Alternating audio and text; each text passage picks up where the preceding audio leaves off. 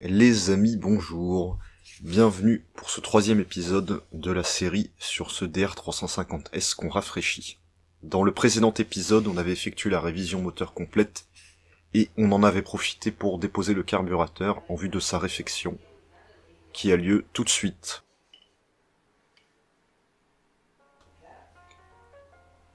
Donc pour ceux qui ont un peu l'œil, vous aurez vu que ce n'est pas tout à fait le carburateur qu'on a déposé de la moto, car il s'est avéré que la vis de réglage de richesse sur le carburateur d'origine était coincée et je n'ai pas pu l'extraire, ce qui a endommagé la vis.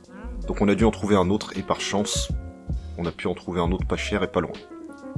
Donc c'est un carbu de phase 2, on va dire, avec les deux câbles. Donc comme vous pouvez le voir, il est très sale. Je pense que la moto n'a pas roulé depuis un moment et tournait à l'E10.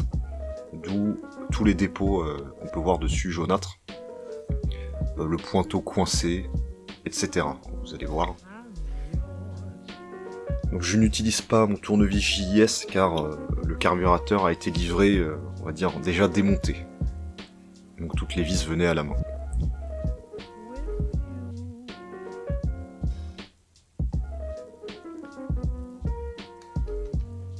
On commence avec le démontage de la partie basse, avec les gicleurs et le flotteur, etc. Et on peut voir que le gicleur de ralenti est bouché, comme souvent. Ce qui n'est pas étonnant vu l'état général du carburateur. Donc là je me rends compte que évidemment j'ai le même problème qu'avec le carburateur d'origine. La vis ne veut pas venir, mais cette fois je ne vais pas tenter de l'extraire, je laisse comme c'est. Tant pis.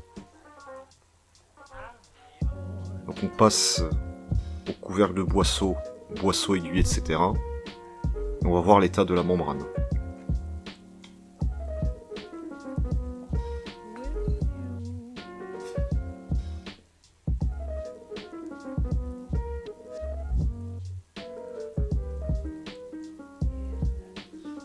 Donc la membrane a l'air en bon état, elle est encore souple.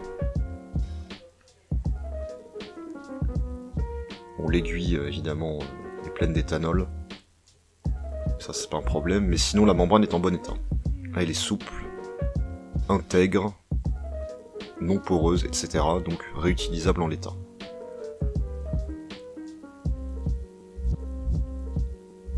Ici l'ensemble aiguille, clip, rondelle.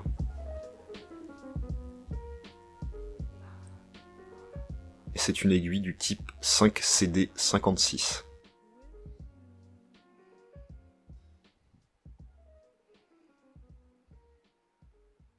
Donc on va passer au nettoyage et je vous laisse avec une musique entraînante et adaptée à la scène.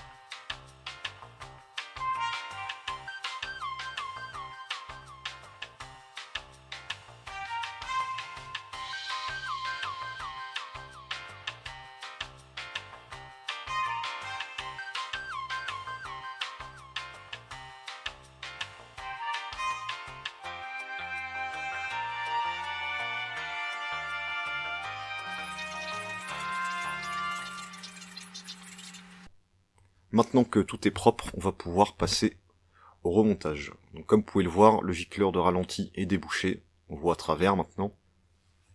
Le gicleur principal, lui, est rarement bouché, hein, comme je le dis à chaque fois, mais bon, au moins il est propre. Et le corps du carburateur est sain. Évidemment, il n'est pas neuf, ce n'est pas le but est qu'il fonctionne. Et ce sera le cas. Donc j'utilise de la graisse pour mettre sur les gicleurs et ici sur le périmètre de la gorge qui reçoit la membrane pour maintenir la membrane en place au moment du remontage et de la repose du couvercle de boisseau. Comme ça je ne risque pas de pincer la membrane au moment de remettre le couvercle si elle se décolle. L'aiguille est juste posée dans le boisseau et je veille à faire en sorte que l'aiguille rentre dans le tube d'émulsion. C'est censé rentrer tout seul. Donc ici je plaque la membrane dans la gorge et comme vous pouvez le voir ça ne bouge pas. Ça reste en place. Je remets le ressort puis le couvercle. Faites attention à l'orientation du couvercle. Il y a cette petite ce petit bout de plastique à côté de la vis qui sert à le positionner. Je serre tout ça très légèrement.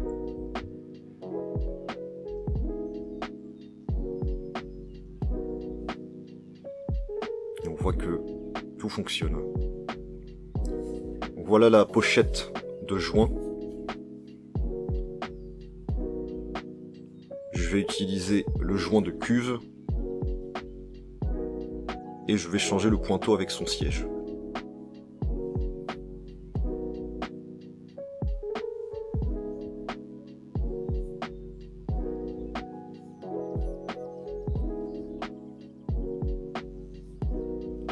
Donc je graisse le joint torique du siège pour qu'il rentre facilement dans son logement sans abîmer le joint.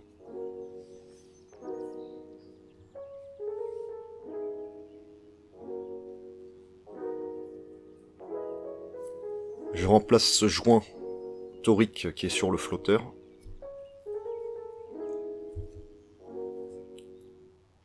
Comme vous pouvez le voir, il est un peu déformé. Et j'ai graissé ce joint avant de le reposer pour qu'il rentre plus facilement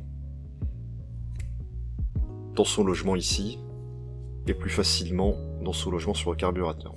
Donc je graisse aussi les filets des gicleurs aussi pour ne pas qu'ils collent au prochain démontage.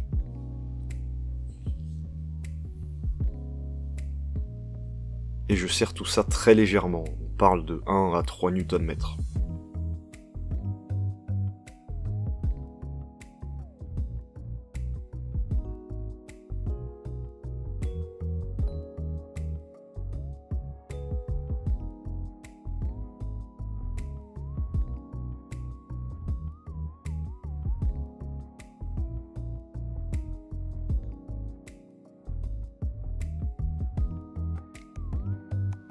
Je remets en place le pointeau sur le flotteur. Il y a une petite languette. Et je peux ensuite reposer l'ensemble sur le carburateur. Donc ici vous devez aligner le flotteur avec sa partie qui reçoit le joint torique avec un trou dans la cuve comme vous pouvez le voir ici. Ensuite il faut appuyer dans l'axe, hein. C'est du plastique donc ça peut casser, jusqu'à ce que ça s'emboîte.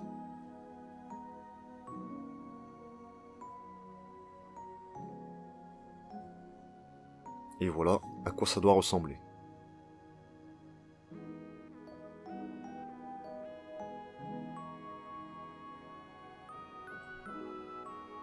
Wow!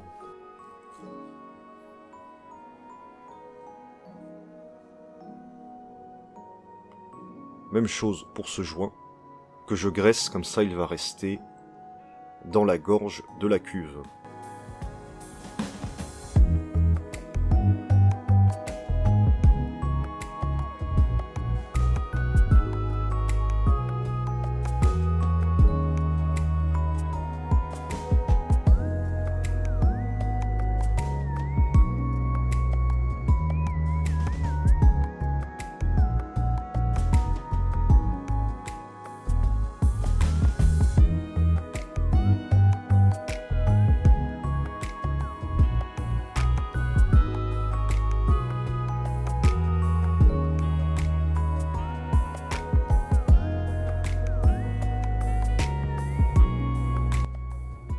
Je vais remplacer ces deux vis hors caméra, je n'en avais pas sous la main car c'est du M5, ce qui n'est pas standard hein, pour des carburateurs.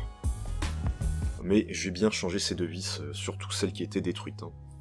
Ne vous en faites pas.